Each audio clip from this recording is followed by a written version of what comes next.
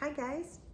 Okay, so now that you know kind of our history and what we've been through and how we got to the decision of adoption, I'm going to talk to you about what has happened so far. Like what was the first step and kind of what has happened up to this point. So today is December 26th, 2022. Just so you guys kind of have an idea of where we're at. So once we decided what agency we were going to go through, it was an agency that we started with in 2020 who we loved and had heard so many good things about. It's here in San Antonio with us. The first step with them is filling out this form. It's called the pre-inquiry interest form. So it's basically just saying, hey, we're interested, and it has basic information. It's 4 pages. So it asked name, the common stuff, name, ages, when we got married, our address, and then it asked us our annual salaries. It asked us what our adoption budget was. It asked us what program we wanted to be included in, because they had 3. They have a special needs one. They have one where we as a family do all the marketing and they just help us with the court stuff. And then they have one where they're full service. So they help us advertise, they help us get our names out there, they help us find birth parents, all that stuff. And then they asked us if we would be okay with sibling groups. We are actually looking for sibling groups because we figured we're probably only going to do this once.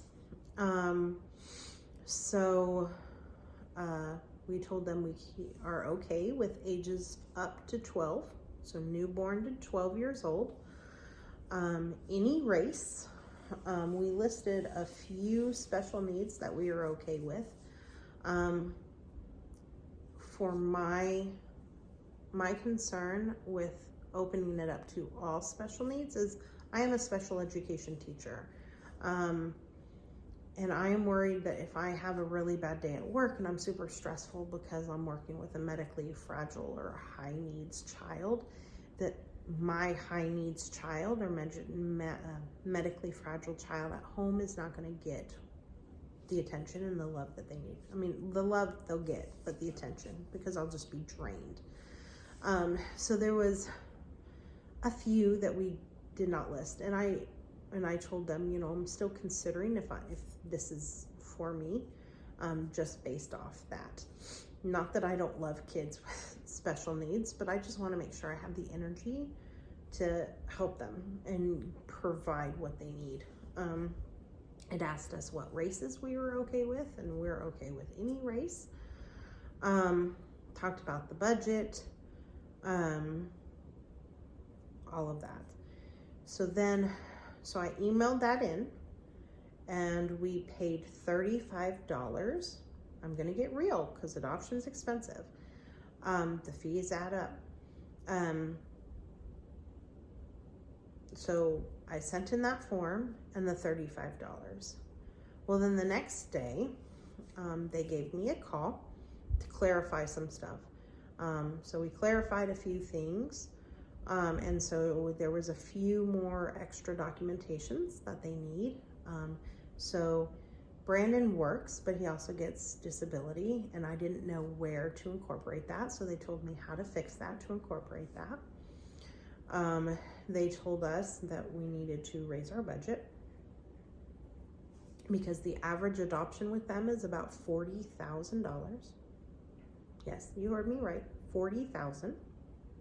That does not include the clothes, the toys, bedding, like the essentials they'll need in the house. Sorry, my nose. That's strictly all the fees. So like these application fees, home study, court fees. I think we get a social worker for some time. So she said on average is about $40,000. So we adjusted that. and we needed to clarify some programs because I misunderstood their programs. I thought the programs were special needs, siblings, and then newborns. And so we had to fix that so that we were in the full service. So with that, she sent me an email so that we can make statements to clarify it. And this specific, sorry, you guys, I'm allergic to cats and stuff. And there's cat hair.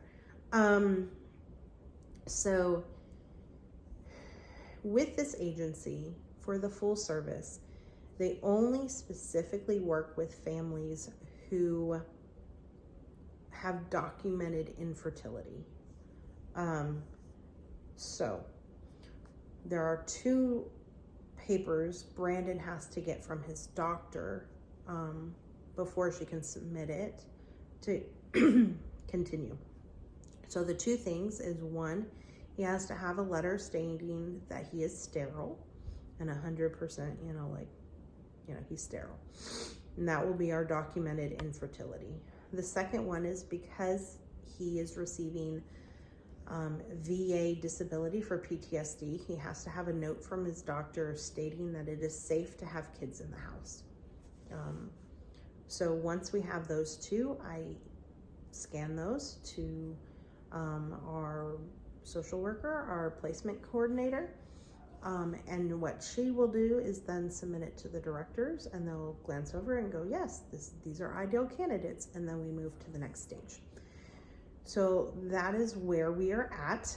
Brandon has to go get those 2 letters, and then we submit those, and then we see what the next step is, which I believe is going to be, if it's the same step as it was in 2020, it's this huge, like 50-page, more detailed application. And then when you submit that, you pay $150 application fee. $150. So yeah, it all adds up. But that is kind of where we're at right now. So I will definitely keep you posted as things come up, and let you know the status. Thank you again for all your support and your love and your prayers, and following us on this journey. Bye, everyone.